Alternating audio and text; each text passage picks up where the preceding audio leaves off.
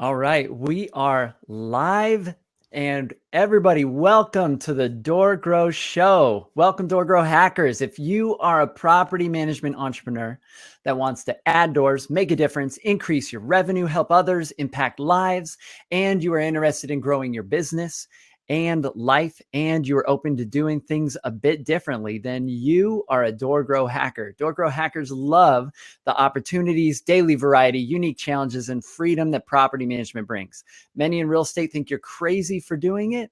You think they're crazy for not, because you realize that property management is the ultimate high trust gateway to real estate deals, relationships, and residual income. At DoorGrow, we are on a mission to transform property management businesses and their owners. We want to transform the industry, eliminate the BS, build awareness, change perception, expand the market, and help the best property management entrepreneurs win. I'm your host, property management growth expert, Jason Hull, the founder and CEO of DoorGrow. Now, let's get into the show. And today's guest, everybody, is Benton Cotter, and he is with a property management firm called RentVest. And so, Ben, welcome to the DoorGrow show. Hey, appreciate you having me on, Jason.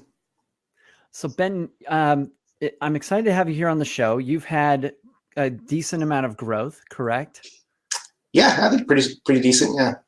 Cool. So let's give everybody a little bit of background on you and how you decided to get into this crazy business of property management. So, yeah, man, just like typical. To be honest, I kind of not stumbled into it, but actually, I was going to school. My degrees in computer science and computer programming, and I had a friend that was starting a property management business and said, "Hey, why don't you come just help me out while you're going to school and do a few things here, help me with some technology, and maybe even help with accounting a little bit." I'm like, yeah, whatever, sounds good. I really wasn't doing anything. And I thought, oh, okay, I like him a lot, and he was a good entrepreneur. It's like, all right, let's do it.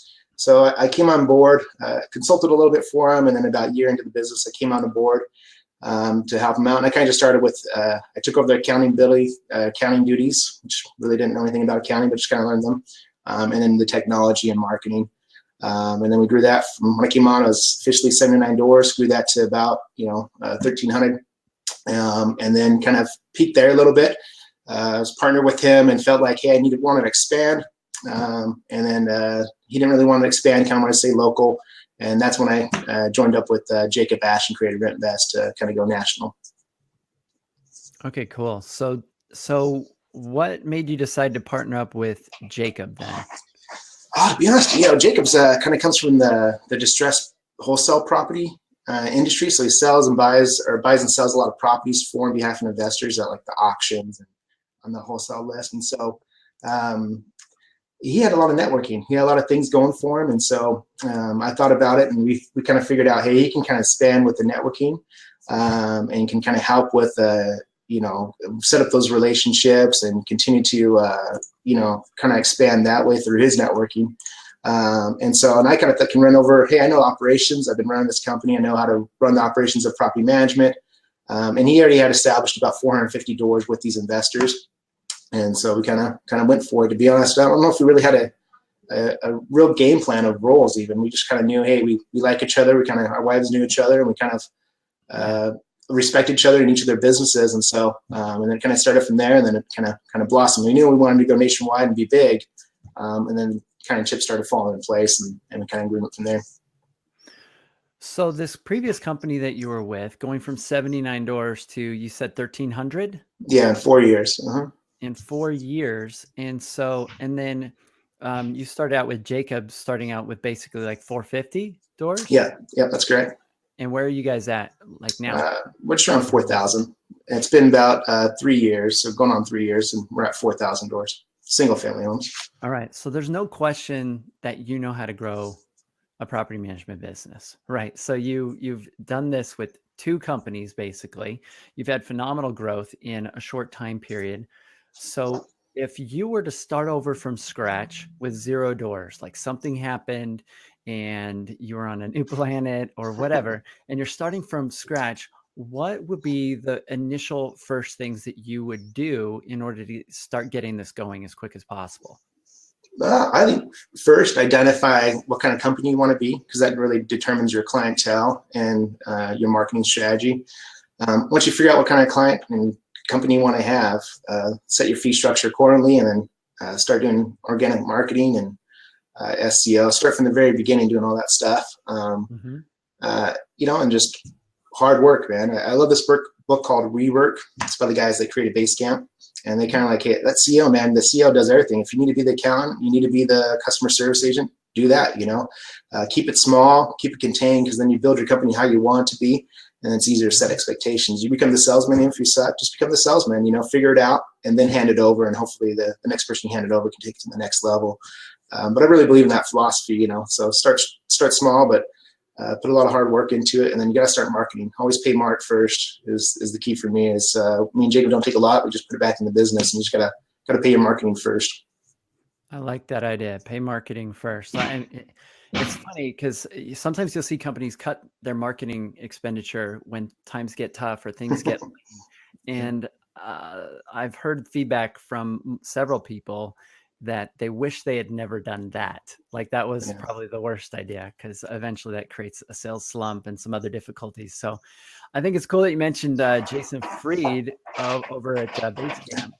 I actually got to hang out with him on a Skype call for about 90 minutes a few years ago. And he cut my staffing costs in half, like overnight. Nice. And he taught me, he knows a lot. And in a short period of time, he showed me how he ran his company, how he does things. And I was comparing notes with my agency and how I do things. And he helped me realize how we had so many interruptions and so many things that were causing constraints that I just didn't see at the time, because it was what everybody was doing. Everybody was using Slack and everybody was, this, and we were interrupted all day long by everybody constantly. And so he actually just came out with a new book. I love it, man. Highly. Have you read this one? Yeah, man, it's awesome. It's crazy that I think, what they do, but they had some just little tidbits there and there, man. We started implementing, like the private office, or, you schedule your time and people can see you.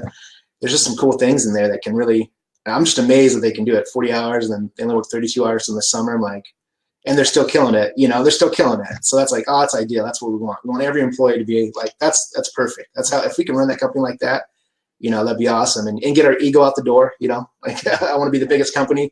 No, we just make sure we're a great company and can provide a good service, and also, a good life for our employees. They got it down. That's an awesome book. Yeah, if you're gonna be out there, read it. So the book, for those that aren't watching this, that are listening later, the book is "It Doesn't Have to Be Crazy at Work," and so "It Doesn't Have to Be Crazy at Work" is a phenomenal book. It's more of a manifesto for the future. There's a few little things in there that I think I would probably differ on, but like he talks about no goals.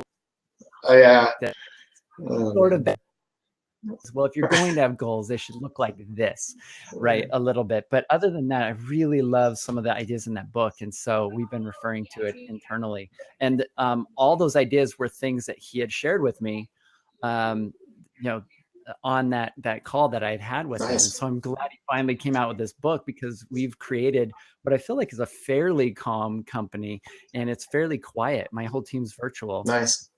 And so I'm glad he came out with that. Yeah, I've been telling people about it. So it's a really good book for those listening. So, so tell us about how are you creating all this growth? And because I think a lot of people look at you and they say he must be a unicorn. There's something magical, that it's not something I can do. And my perspective is that there's so much available potential market share in property management here in the US that there aren't even enough management companies to handle the amount of growth that's available to them right now. And so do you feel like I'm guessing you don't feel like you're in a place of scarcity like most property management companies feel when it comes to competition? Yeah, man, I think that's the key. I think you hit it totally. There's tons of opportunity, tons of way to grow too. That's what's crazy is you kind of just have to find I think there's stages, 0 to 400, 0 to 500, doors is one stage, plus that 500 to 1,500, 2,000 another stage. And then we kind of get to our level we kind of just open up the gates and we take whatever we can get from marketing. But if you're 0 to 500, man, I think you can narrow in on one marketing strategy and make it really work for you and fit your current clientele. You know, a lot of people, I think, when you're that young, is they try to just open the gate and try to get everything, and the conversions go way down, and they're spending a lot of money. Like, why don't you just slim it down, find the perfect client that you want, you know, build your little avatar and kind of market to that person that you want or that you kind of reflect, I think is big. You know, find the person that fits your personality and then go with it, because your conversion rates go huge. You know, you can get 80-90% conversion rates if you're just kind of niched in. And then once you're past niche, then you kind of open it up, you know, as you go down the ride. And so for us, you know, our initial strategy is, I knew I came from, you know, we did PPC, another company, and SEO and some referral things. And we had a few things going for us that I knew. And so when we initially started here, we're like, okay, we know we're going to do acquisitions. We had an acquisition just kind of fall in our lap for $800, $850. We're like, okay, I guess we're going to do acquisitions. Let's see how it goes. So we didn't know what we were doing and made tons of mistakes, but we got $850 right out of the gate, basically. And then we knew we have to grow beyond this. It's Arizona. A lot of people are selling. We still need to market. Plus, we're going to have attrition from the acquisitions. We want to stay afloat. And so we just stuck with PPC because we knew that was direct. I knew we can expand in other markets, and we knew exactly, can test it, can predict how much leads we're going to get, and then keep with the aggressive fee structure. So PPC was our number one thing, and then acquisitions for about a year and a half, 2 years actually, I guess would say. And then we finally, this year, we're finally see more of our SEO and some more content marketing and other stuff coming about. But basically, PPC was our bread and butter, but it's expensive. You know, we think we can double our leads with SEO, and you know, our budget's going to be nothing compared to what our PPC is. And so, but yeah, I think that's the key, is just finding who you are. Like, it's crazy that people think, oh, I'm gonna go get these. I don't know. They just kind of think that they're going to go find these clients when they don't even offer a good value to those type of clients. You know, like, we don't offer a good value to those people going multifamily or C-class properties, or we just don't offer a good value to them. And we tell them, man, we don't fit. You don't fit in our profile. That's great that you have 1,000 doors you want to bring onto us, but we have no idea how to manage you. Our processes aren't set up for those kind of notices and showing the property at the property. When it's not set up for that. And so we have to be honest and say, hey, we're going to stick with our niche, build our processes around it, make sure that niche and that services and processes provide a great service to the clientele we want. And then we have to be okay with saying no, or people going other places. You know, if people are going to charge $50 a month, we're not going to come down on our price. Like, hey, this is our price. This is what we know how much we can afford and pay for. And so we let them go. So it's hard, but I think that's the way to go. And then just incrementally expand your network. Now, you are a computer science guy. Like, you understand this stuff. You directly probably were managing, or probably still manage, the digital marketing side of things that you're doing, I would imagine, right? Yeah. See, you know, and that's kind of, I had a little leg up a little bit because I had that technology background. So a little bit easier for me to learn it. And kind of my brother's always been in marketing. And so kind of you learn some things from him. So at the beginning, other company, me and the owner, basically, you know, I kind of learned all the technical stuff, and then he kind of helped with content and vision, and we kind of worked it together all the way. And then, you know, when I started here, it was 2 years. That's what we did. I ran all the PPC. Now we have my brother's firm, marketing firm, doing it now, running our PPC and other marketing stuff to help out. But yeah, I'm still involved every day.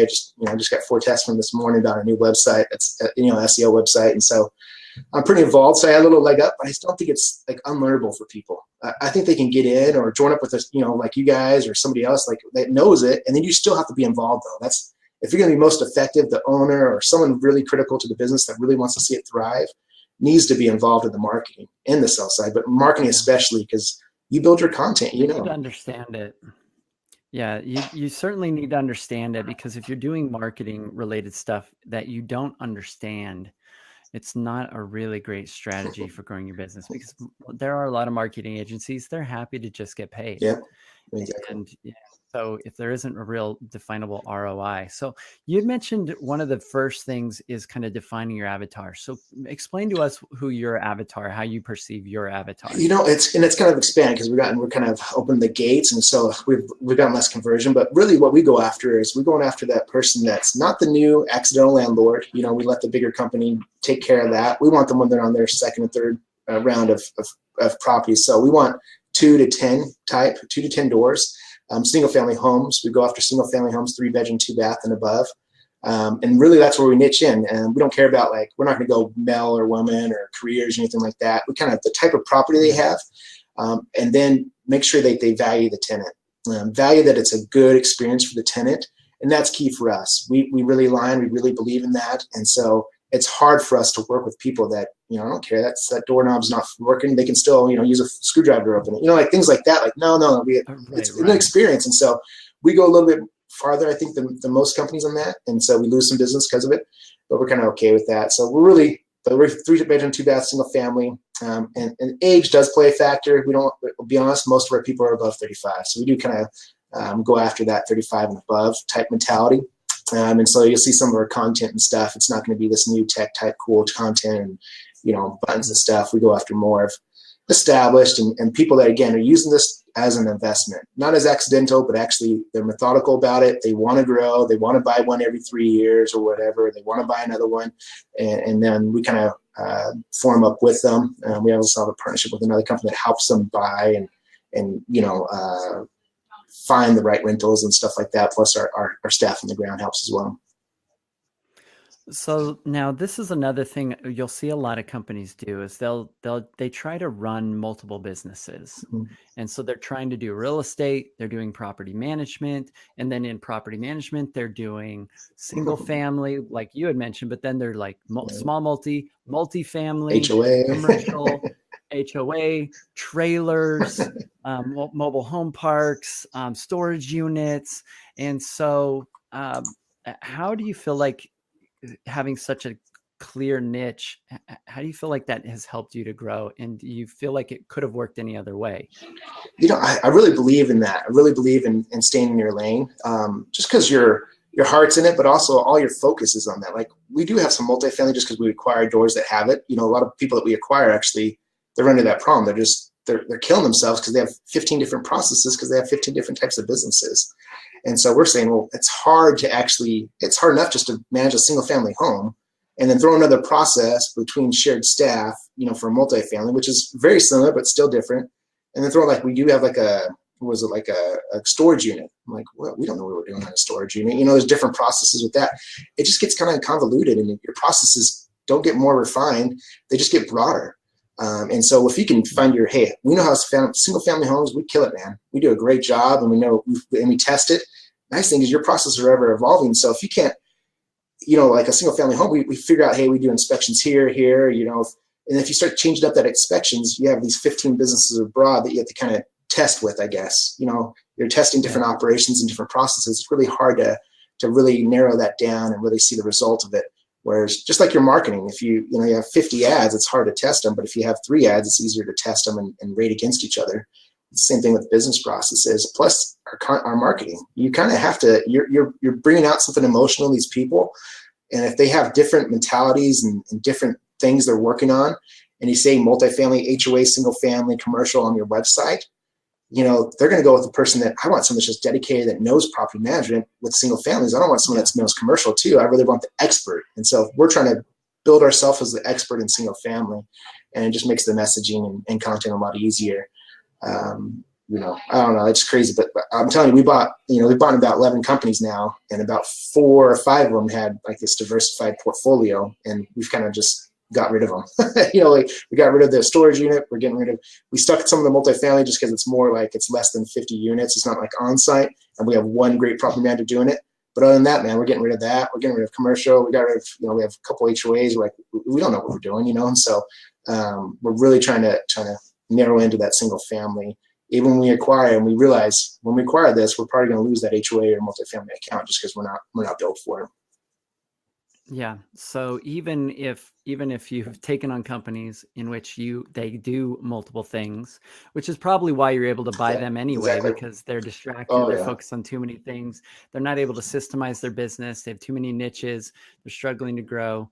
Then that presents an opportunity for you. You'll bring them on and you'll just make sure that you keep and retain the piece that you really want, that makes sense for your business model. Yeah. And then it doesn't disrupt us. We don't want to keep disrupting and trying to build it, and we think, hey, maybe we should get into vacation rentals. There's Airbnb in a lot of our spots, only way we'd ever do that is separate another division, another like sub entity where we're not running it. Someone else is running it. We're just investors in it, cause that you need to be focused in on what you're doing. And that's hard, like maintenance. We do third-party maintenance. We don't have an in-house maintenance company. because we can't focus on it. The people that care, we have a lot of our employees care, but really the owners and our executive staff, we care about our business. Well, then the maintenance becomes kind of like we just throw everything at the maintenance and it gets the crap stuff, we don't care about or it becomes a profit center, and then your property management business suffers. You kind of lose focus on your core. And so we've kind of taken that strategy full blown. So we don't have maintenance. We're not doing an insurance company. We're not doing all these crazy things. We're just like, let's just stay focused what we can do, and then get great partners that can help us and boost us on these things. And maybe if we become big enough, we can invest in one of these partners and create ourselves, but not with our current staff. It'd be, we need someone else running that for us. Yeah, I think that's been one of your greatest secrets to growth and it's such a simple thing, is to focus. Focus equals power in just about any sort of situation. And because you've had that focus, any marketing related stuff that you've experimented with, any acquisition stuff you've experimented with, as long as you've kept that core focus, small and simple and narrow, it's allowed you to make it really potent. No, I agree 100%. And this is where I think a lot of people fail, because a lot of people will listen to this and they go, oh my gosh, I should do, he mentioned pay-per-click. I better go just start trying to do pay-per-click. And he mentioned SEO. So maybe I should go try and do SEO like this 4,000 door company, even though I have 40, right? And maybe I should, like he mentioned this. And I think what I would love for listeners to take away and make sure they're paying attention to is this really strong focus that you guys have, because I think as entrepreneurs, it's so tempting for us to get distracted so easily. Like we see opportunity everywhere. It like destroys us. And what you're basically saying is you've built this business, the business that you want. You have the clients that you want. You haven't been building the business that you can build. And there's this business that you can build, and a lot of people will, well, I can do this and I can do that. And we can let's start a maintenance company now that we have 200 doors, and you haven't fallen prey to that. So how have you stayed so focused? Because I don't see that very often. It's it's really difficult for people to maintain that focus. Well, I think it started how we originated. We weren't going to go, when you really start out a business, usually it's you and your wife or a significant other or somebody, you're trying to make money. And so you're more of a profit center. For us, we understood, hey, we're not going to make we made profit, but we're not going to make as owners, we're not going to take anything until we reach a certain level. And so we focused in on that. We know, hey, this is where we want to go and this is where we can be. And so our goal was property management. And it's crazy. We've invested in other companies and invested in other type of entities and helped us along the way with, those type of things. But our goal is, hey, we're not going to get involved. We'll meet with them once a quarter and see how it's going and things, relay what we can do to, things that we can help or they can help with us, but stay focused. And it's key. And it's really hard. Even like marketing was hard for us with that, because PPC, we knew, hey, it's expensive. We're spending tons of money. We have a really high PPC budget. And so, but man, we just started SEO. And if you do that wrong, we used to manage PPC campaigns for clients, and we did a good job. But some businesses weren't even ready they weren't even answering their phone. No, that's the key. Yeah. You got to bring it. It's a whole cycle for it, And so if you're small, there's a whole mechanism that needs to be in place in order to make that work. And that's the key. That's the key is if, hey, you got to focus in on one thing, just like we're talking about focusing on single family homes, but when you're marketing, focus in on one thing until you master it, and then see if you can bring something on where it's easier. I'm just maintaining the PPC. Now I can really focus my efforts into this, because you were talking about before, we just get distracted. There's so much things to distract us. And so if you stay niche, figure it out, and then move on. We do that in marketing. We do that in our operations. We do it in technology. We're like, everybody's been talking to us. Why don't you build your own software? I'm like, man, I know I have that background, and my other company, we did a lot of it, but I'm like, that's a lot of time. That's a lot of effort. It's expensive. We just niche in. I have a great partner with our third party CRM. Let's just continue with that, and then we'll figure that out later, and just keep niching it and keep kind of perfecting your systems. But it's hard. There's cool and exciting things that come out all the time. You just hear about, you're like, oh, I want to do this. And we've made mistakes. We've gone for it. Some things here and there, But I think if it's splitting up your time, and time's so valuable, and time of your staff that you actually feel can accomplish that. That'd be great if you can turn it over to a good firm to do your marketing. If you believe in them, they believe in your vision. And maybe it's not quite as good as you can get it if you really took all the time and effort, but it's 80% there. That's pretty dang good, man. That's awesome, actually. If you can get 80% effectiveness compared to what you would get, is really hard to find. So you kind of have to let things go and just focus on what's important, and then once you get big enough, focus in on your skill set, hire other people that can do the skill set better than you for things that you're just not great at. And really self-reflection is key on that, I guess. Yeah, I love the idea of what you said about focus on one thing until you master it. And so I think that's the challenges that I've noticed a lot of property management business owners are really kind of like the dog seeing a squirrel. They're like, oh, I just went to this, NARPM convention, or I went to this conference, and they mentioned they did this to grow, and they did this, and they're so distracted, and they don't really focus on that one thing until they master it. Or they go and just offload it to a marketing agency that's going to do a bunch of different things for them, and they don't really hold that company accountable to make sure they're really mastering or the leader in any one of those things. And sometimes those companies are just doing it for 10 companies in the same market. And so I think the challenge is you're putting your hands in, into this McDonald's meal deal sort of situation that's may not be a fit for your business. And you want something healthy to be putting into your business. And so I think the challenge there is when business owners give up ownership of something they should be focused on too soon. Like, oh, let's just abdicate this to a marketing agency and just trust them to do this. Or let's just hope we can throw money at a marketer and they can, in exchange, give us deals, which doesn't typically happen. You don't just hand dollars to a marketer and they give you deals. Usually what the best they can give you is a cold lead, and that you need to nurture and create a relationship with, and create a process and a system to close that deal. And if you're scattered, like you had talked about, with various different types of management, and your avatar isn't really pinned down, and you're pulling in accidental investors and small multi and single family, and everything's like random, then the challenge is you have your marketing is infinitely less effective. It's so easy that a single marketing channel can be instantly divided in half by having a little bit of dilution in focus. And a lot of companies have multiple segments or dilution in focus. And so it's not even half as effective. It's like a fraction, a small percentage as effective as it could be.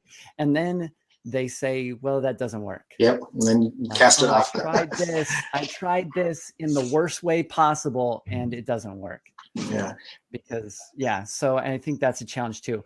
So really, I mean, any marketing channel, to be clear to listeners, I'm pretty opinionated. A lot of times I've talked about how the industry does not need to be all fighting over the coldest, worst leads by doing SEO and pay-per-click and content marketing, social media marketing, that they can go out and create new market share and capture people long before they're searching on Google.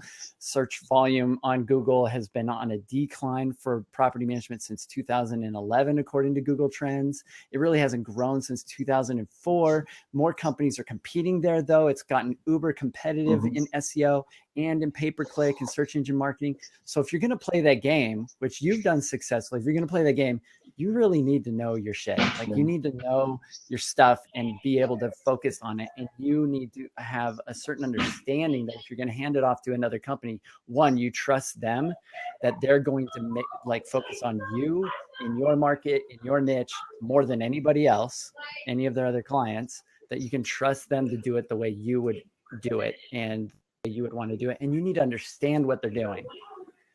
I think the scariest thing is when you give something to a marketing agency. I've made some big mistakes. I made mistakes with one company shelling out like 20 grand in marketing in like a 3-month period and not getting a single deal out of it. Right. So, and we learned from these mistakes. And so I think the other thing that you've mentioned, you've made mistakes too. And I think our businesses are built on thousands of failures that we've learned from. And I think it's key. And you made a mistake, and so you're involved with it, so you understood it. And I think that's key, is always be involved, especially if you're under 500 doors. Don't have somebody else doing your marketing. Unless you're really involved, they do the technical stuff. But you be involved in it and you learn it. Plus, you learn what sells. So when you're actually on the phone call, you understand, hey, I remember printing out this content and this ad and didn't really work, so I'm not going to bring that up. Now I'm going to bring up this that everybody engaged with. And it's that whole cycle. And as we get bigger, it's harder because we have 13 locations, we have tons of sales agents, property managers. It's hard to get that message around, and because we're testing, and then it's a big old cycle. So we're less effective. If you're local and you know your marketing and you understand what's working, you're way more effective than anybody else bigger, especially those bigger companies on PPC. And so and referral based, man. Like I go back to the beginning. If you're starting out, and you like CrossFit, man, just try to pick up CrossFit people that you like. That's a common theme that you have, and you kind of have the same, not same personality, but you have a same interest. It's easier to target those people and just go after it. And then because you're the salesperson and you kind of have the same interest the person you're talking to, it's easier to sell. And then you kind of work from there. Like, well, what's pretty close to it? Now I'm just going to go out to all the gym people. And then you kind of keep just building and building. And it's more of referral and organic growth, or just do some Facebook Lives, do anything, get your name out. But it's really effective, and I'm telling you, we can't do it as a bigger company. Like I try to be the authority figure on these podcasts or, educational web series and stuff like that. But I'm not the one calling these salespeople. It's Brandon in Phoenix calling, and like, who's Brandon at RentVest? He has no content out there. It's all me. And so I want to talk to Benton, and I'm like, no, I'm not going to take a sales call. And so I'm less effective than the small business owner could be. Yeah. So I love what you mentioned. You said if you're under 500 doors, basically don't offload your marketing. Don't abdicate it to somebody else to do it. You need to have really clear transparency there, clear ownership. You need to understand what you're doing. And really, I've heard this from Grant Cardone. I've heard this from lots of people. If you don't understand something, don't invest in something. Yeah. You're right. And that goes with your business or with marketing or anything. Don't invest time, energy, money, attention, staff, resources into something that you don't understand as a business owner. So either take the time to understand it, like you've talked about, you've done, or don't. So now you mentioned something earlier that I think you just breezed over that I think is really significant. So in the beginning with your business, you said you didn't take money out of the business as owners. Yeah, it sucked. That's not normal. Yeah, it sucks. And, and so that was a great partner, but that's paying marketing first. We knew we were on a growth expenditures. We needed to grow, and also we want to hire good staff. We want to pay our staff well. We're not looking for the profit, as much profit as we can get. We're looking for growth to reach a certain mass, but also a growth to reach certain goals and critical mass for our marketing, but also to take care of our employees. And so you got to play employees, man. That's the key. If we can have the best marketing, best operations, best fee structure, everything is great. You don't have the good employees, you're going to kill yourself. You're just going to be that one owner doing everything and convert like crazy. You're never going to get past 300, 400 doors because your staff can't handle it, And so we knew from the very beginning that we have to have great staff. That means probably overpaying them for what they are. I remember starting out, we opened up new markets, new areas, and we're paying these people and they have 0 doors, I'm like, oh, well, it just sucks, but it takes a lot of capital to do that. And we didn't take we have no investment groups or nothing like that behind us. It's just kind of strapped, we just whatever growth we can get from our revenue is where we're at, and so it took a little bit, but, and then I took a little salary, but my partner, Jacob Ash, he gets paid less than anybody in the business right now, which is crazy, an owner of this 4,000, we have a lot of revenue, and he still gets paid less than, our receptionist, which is pretty awesome. You don't find that very often. Maybe you guys should take better care of him. I don't know. No, don't tell him. No. So so I love this idea, because this is something so at DoorGrow, we've hit, we're at about $1 million run rate annually in revenue. And this is one of the things that I painfully had to learn, that if you take too much out of the business too quickly, it really inhibits your ability to invest back into the business and to grow. And that's significant. The other thing, that we've implemented in the business is we follow the profit first system from Mike Michalowicz. And so making sure that we've set aside, oh man, something's chiming here. So that we've set aside the ability to make sure that, we've got some padding in the business as well. And so I think it's very easy as entrepreneurs to put all the money just towards new stuff and towards growth and towards people, which can be also really dangerous to not have any sort of padding. And it can be really dangerous to take too much out of the company. And so there's really, I think growth is directly impacted by this, by, the ability to make sure that there's some financial safety and intelligence behind how this is going. And that the financial side, to be clear, is like not my strength as an entrepreneur. And some entrepreneurs, that's their jam. Like they're like practically accountants. Me, I'm more on like content creation, visionary, coming up with ideas, putting things together. And so I think another key thing is getting those team members that kind of help counter your weaknesses. And so having a strong operator, having people that understand the financials really well, that can help me, understand everything, having a good accountant.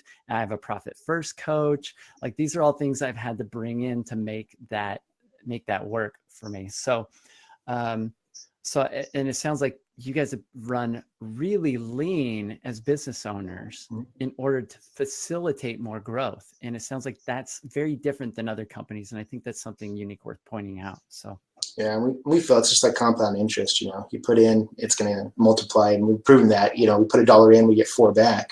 4 to 5. So like, let's put as much as we can until that gets lower, and so reach that critical mass. But it's hard. I think growing out, I remember my other company we started was just me and my other partner was just we're living in our parents' our in-laws' houses. I remember we were kind of across the street actually.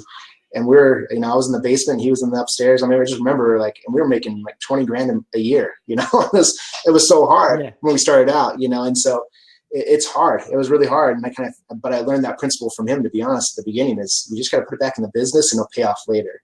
And so it sucked though for 3 years, we were living pretty lean, my family and wife hated me, basically, but for 3 years, but, and then now with RentVest, it's the same thing. We had a little bit of a nest egg, but still it's still hard because you see, your employees are making more than you. And it's a hard mentality to have, and so, but we have that one goal of growth. And if you're not growing, that's great, but you always got to be growing because you're losing doors, and there's going to be a sell-off. We're in a sell-off time, it's going to happen. And so you got to be prepared with your nest egg, but also making sure you're finding that balance. And it's rough, but if you can do it, it just compounds if you're doing it right. Think of you when you're doing your marketing and stuff, it just compounds and you get bigger and bigger, and eventually it'll pay off, hopefully. Yeah, I love this idea. So I've got a friend named Brad Gibb, and really intelligent guy when it comes to finances and business. And one thing he shared with me as an idea is he said to me that there's almost no investment that could be more profitable for you to put your money into than a healthy business, than your own business. And so people could go buy real estate. They could go play the stock market. They could go do a lot of different types of investments, but nothing gives as big of a return as a healthy business that is growing and investing the money back into that business. And so I think that's a mindset shift that a lot of people need to keep in mind, that a lot of financial advisors, a lot of financial people will tell you, oh, you should put your money here and you should invest money here and you should take out the disbursements here and you should do all this kind of stuff. But really, you've done this. You've put money back into the business and reinvested the money back into the business. And you view this as an investment that is growing. So I think that's a key mindset thing for people to take away from this interview. So I love all these things that you're telling us about. So you had mentioned that if you're under 500 doors, don't abdicate in your marketing and this sort of thing. What would you recommend? I think we have a lot of listeners that are either they get stuck in that sand trap of about 50 units as a solopreneur, or they get into the space of 200 to 400 doors. I recently presented at the Los Angeles NARPM chapter and went around and asked how many doors they had.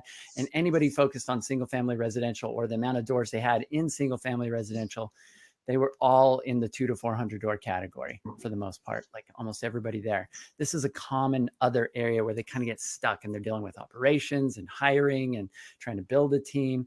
So what helped you to kind of get through that,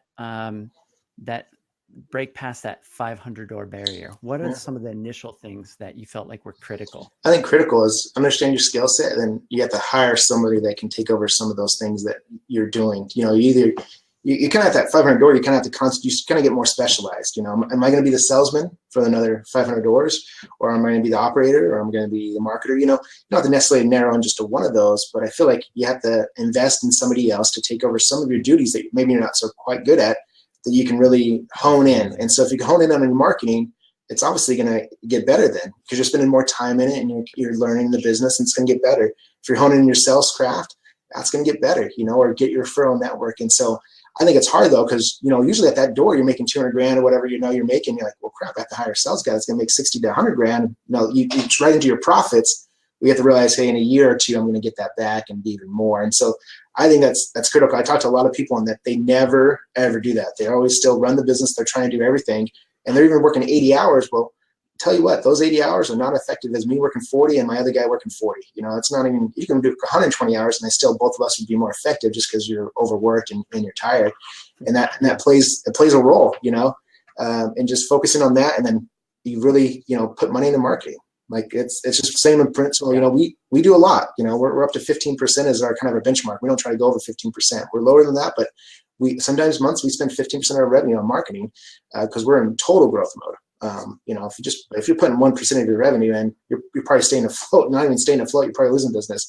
At 5%, I bet you're barely gaining, of doors from that point. Because we're at a high attrition right now. With the sell-off in all our markets, Arizona, Nevada, and Texas, especially. Yeah, I think a lot of business owners, sales is the lifeblood of a business. People will say, and they'll also say, the phrase is out there that sales solves all problems, which isn't totally true. We all know, but there is a little bit of truth to the fact that if sales isn't working, there's no money coming into the business. And what's interesting is what you talked about in figuring out your genius and what your real skill set is. I think one challenge I've noticed with entrepreneurs that I've coached and worked with is that as entrepreneurs, we're really adaptable. We can do just about anything. We can learn it, we can figure it out, and we tend to be really resilient, highly adaptable creatures. And the challenge is that makes it really difficult to know what we really should be doing and what really is our strength and what we really enjoy doing. I processes I'll take entrepreneurs through, like doing time studies and other things to really get them clear on what actually energizes them and what drains them, rather than just focusing on productivity, right? But one of the things I've noticed is that a lot of business owners are the salesperson in their business. And the reality is, like you had mentioned, they're really just a part-time salesperson. They have a part-time person feeding business into their business that's maybe spending 5 to 10 hours a week max, doing the follow-up, trying to close deals, this sort of thing. And they're spending the rest of their week crazily trying to also manage maintenance and coordinate stuff, manage their team, run team meetings, maybe they're like everything else. And so I think there's a lot to be said about this. Again, what you've mentioned goes back to focus, that you have a very narrow focus for your role in the business. The other people in your business, it sounds like their role is very focused and narrow in what they do. You have a narrow focus on your avatar and the types of clients that you attract, the types of management that you do, and all of this focus combined, that you've focused on so much focus in every single area, has allowed you to have this really rapid growth. And I think that may be the biggest takeaway I hope people gather from this interview and this call. So, what are your goals for RentVest? What like you guys have some big numbers that I saw on this, and as far as growth. Yeah, so we really want to be at, by end of 2020, we want to be at 10,000 doors. And so I know we're at 4,000. People think, well, you're not really on your path. We actually are. Last year, we kind of expanded. We grew 11 locations in a year and a half. And so we kind of just worked on, hey, let's land and then expand, and working on our SEO. And so this year, at the end of the year, we want to be around 6,000 doors, and next year, 10,000 doors with some more growth in marketing. But other than that, it's, we also want to change some of the industry, change the ideal a little bit more. We really, really believe in the tenant value. And so we're really trying to push that hard and really hoping that gas, and hopefully understand, well, you can make money off the tenant, obviously, without throwing fees down them, bring value to them, and you make money on that. And so we're trying to prove those things. And but really it's growth. So we have probably like 4 or 5 more locations we're going to be opening up in. We're going to stay around 20 is kind of our goal. We don't want to get too big, kind of the bigger markets, and then see where it goes. But our PPC is duplicatable, our SEO is duplicatable. It's just getting the right people on board is key for us. And so we're always searching for good talent. Actually, we want great talent. We want the unicorns, and so that's the hardest piece Yeah. is as you grow, is find the people that really care about the business and really feel ownership of what they're trying to do, especially when they're 2,000 miles away in Florida. And so luckily we've been really, I don't know why, but we've been really lucky with the type of people we've gotten. So we're pretty confident we can keep growing on that. But I think luck has a lot to do with it on that part. I don't know. I might disagree with you on the luck piece based on what you've told us so far. So, but tell us a little bit about, why don't you touch on just briefly, because I think this is another area where you probably have some strength. I think the number one limiter to growth is people's ability to offload and bring on new team members. Yeah. And so what have you done to make, how do you know when it's time to bring somebody new on? How do you make that decision as a company? That's always hard. It's for us because we really want to be loyal, but yet you don't want to be loyal to the point that it destroys your business and your clients. And so we always go back to, we have a saying called total fiduciary for your clients. And total fiduciary, we kind of mean is helping them buy the right rental investment, help them manage it properly, help them sell it properly. But also if you can't do that and your staff is limiting you, you just gotta suck it up. And it's been really hard for us. I remember we acquired a company, and the first company we acquired, no one's left with us because they were just set in their ways, and it was hard. And so we tried for a year and a half. I'm like, man, they're really good people though. Like, we love these people, and they just wasn't working. They weren't meshing, and so we had to let them go. And it's just, but man, it was a night and day difference. The people brought on felt our vision, and the clients were so happy. We just went to an event where we had a bunch of investors come that were with our clients, like a thank you event, and it was hard because about first 10 people that came up, like, well, I had this one property manager and I hated him, but then you got me this one, and I loved it. Like, it was so hard to see. But for us, it's kind of reevaluating all the time, and we don't use like metrics all the time. We have KPIs and stuff, but we don't say if you're below this number, you're going to get fired. We throw out down. We trust our managers, help them understand, help them work with them. If they're good people and they're working and they're progressing, let's get them. Maybe they're in a different role. We reduce their role. And then when you're hiring is key. We just got this new software that helps with predictive hiring, that journey front, that really is actually helping us because it's honing in our strategy and our process of hiring where it's more systematic. But also it helps, personalities and where they go and stuff. That plays a role. We do the, PI or the color test or whatever. That plays a role, but it's not always. I don't like defining people like that. Sometimes they might be in that quadrant, but really they can do their stuff and excel. And so I think it comes down to people caring about people. Managers have to care about the people rather than the numbers. And so our managers aren't bonused on the revenue around their people. They're just paid accordingly, W-2. And we just like the guys at WeWork, Base Camp, just get good people. If they're good people and they see the value of business and they understand, it's so easy to relate to them when they say, hey, we're going to make this change because that values are better, brings value to our clients or helps us be better as a company.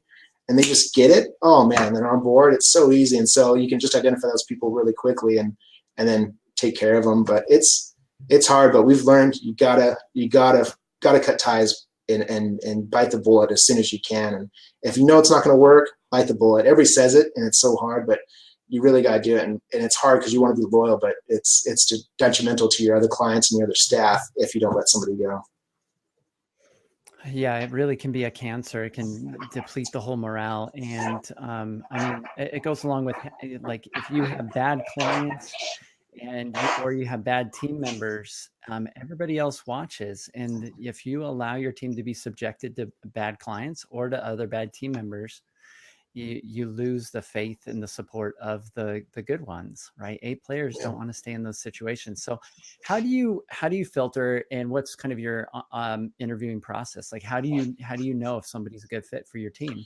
And something you had mentioned is vision. Now, a lot of companies I don't think have really a vision or a set of values that are really clear that they relay to the team. And so I don't think people can buy into anything. Yeah. You obviously have something there, but maybe you could touch just a little bit on, because I think this is a big challenge for property managers, is scaling and growing and building out their teams with good people. And I think that comes back to even your vision or your business, ethics and stuff that you kind of build, your mission statement. It also comes back to self-reflection on your business. Who are you as a business and where you're really going? And don't flabbergast that. Don't be one of those tech companies. We're going to change the world. We're going to be, bring peace to the world. No, man. We're a property manager. We're going to help people be successful in their investments. And so if they're tied to that one theme, you kind of bring everything around with it. But it starts, first thing I learned is I don't know how to hire, man. And so I hired somebody that came from, I think the role is called human capital, I guess, where he came from, a big company. And this is what he's doing for a living, helping other companies hire right. And he came on board, and luckily he had a real estate background, and he became our regional manager. Man, what a life-changing event for me is, because all I went off of was just feeling. I meet him in person, or I call him, do the video chat thing, and then I'd meet him in person, like, I like you, so let's hire you. I don't care about the resume. Like, that's stupid. Resumes are so overplayed. Give me a break. Sure. So just give it like that book we just reading. I think Jason Friends is, hey, you just go give them scenarios, but it's hard. We're not a tech company. We can't give them a computer programming problem. We have to go through scenarios, and it's so hard to do that. But we just kind of play through some few scenarios, and then we make them do a mock sales call for the salespeople, and it's so awkward, and it's so hard for these people, and I feel so bad. I cringe every time. But you just look for little key corners, and then with JourneyFront, our software, we're able to kind of systemize that. We're able to rate those scenarios and what attributes came in, and then their emotional and attributes that they have. They took the assessments, and so it kind of all comes together where we're more systematic about it now. But you just have to kind of always come back of being really, who are we? And then if you can figure that out, you can kind of figure out who you want on board. And really, our number one thing, people that take ownership. If they take ownership, normally they're more inclined to actually problem solve. And we feel, especially for the property management or portfolio position, is you just problem solve all day long and communicate. And so if you have that ownership, like when an owner calls in, that's who we look for. That's the number one quality, and then we kind of break down from there. But I do go off of gut still. Like I still am involved in the interview process somewhat. I still want my guy to actually have his ownership of his own portfolio, but I'll be involved and I'll give him advice, but it's still his call. I give it up 100% completely to him. And so, but it comes down to hiring good people and to ownership. It always does. Always comes down to ownership. When we fire somebody, it's always because they don't take ownership, or they don't even know how to. They might be good people. They just have no self-reflection of how to take ownership. And so it's always someone's fault, and it's just their personality. So you can't fault them. That's not a good fit for us. So we'll move on. Yeah. I love it. Ownership is a critical quality. You don't want somebody that's always just got excuses and blames everybody else. So, well, I think this has been super helpful. Ben, I really appreciate you coming on the DoorGrow show and sharing with us some of what's helped you to grow over at RentVest. How can people check out your company if they're interested in working with RentVest, or how can they reach you? And any final words that you'd like to throw out there? Yeah, man. Always visit our website's rentvestpm.com, or look me up on LinkedIn, or just knock on the bench. I'm pretty open. I really like talking about the business. So, Facebook message me and I always respond. I love doing that stuff. That actually brings me joy, helping other people be successful at it. There's plenty of room. We don't need to be, I'm not holding back secrets, man. This is what we do, and it's easy stuff. It's, that's the key I always remember. It's not like we're the geniuses over here, man. Like, we just figured out some things, and then we go for it, and then we kind of learn from mistakes. But always free to do that. And anybody can grow. If you really want to grow, my one thing is, if you really want to grow, then put the effort into growth. Some people, I want to grow, but they don't really put the money or the time into it. If you really want to grow, you got to put the effort in as the business owner, or a key person in the company needs to help and be along with that. So, and I appreciate you letting me have on. I listened to your podcast, went to your conference. I really appreciate what you're doing, and it's helpful stuff, man. We just got to collaborate, make the industry better. And so really appreciate it. And, I'm a listener. So even at my stage, we need to improve on things, and you guys bring some tidbits here and there all the time. So appreciate it. Oh man, thanks for the plug. So I appreciate that. So Ben, great having you on the show. So I'll let Benton go here. Benton, really great to have you. So those of you that are listening, make sure that if you're listening on iTunes later on, please give us a review, give us some feedback. We would love to hear from you. And if you're checking this out on YouTube, make sure you like and subscribe to our channel. And those of you that are not yet part of our awesome community, where Benton and other really savvy property management entrepreneurs are hanging out, that is inside the DoorGrow Club. It's a free community for property management entrepreneurs, and you can get to that by going to doorgrowclub.com. So doorgrowclub.com, and we do make people apply so that we can make sure that we have quality legit people and to eliminate the spammers. But check that out. Go to doorgrowclub.com and it will redirect to the Facebook group, and you can apply to get in there. And we'll even send you some free gifts as a result of joining the group. You give us your email address as you join, and we will give you some free gifts that will help improve your business. And if you are somebody that is struggling to grow, you feel like you've been doing it on your own, you've been having difficulties figuring it out, and you feel stuck, and you feel like you've tried everything out there that everybody's been telling you should be doing to grow, and you're ready to do something maybe a little bit differently, or get a little bit of support, then reach out to DoorGrow. We would love to see if we can help you grow. That's our focus and our mission. We want to transform this industry. And so appreciate everybody taking time to listen and check out today's show. And until next time, to our mutual growth. Bye, everyone.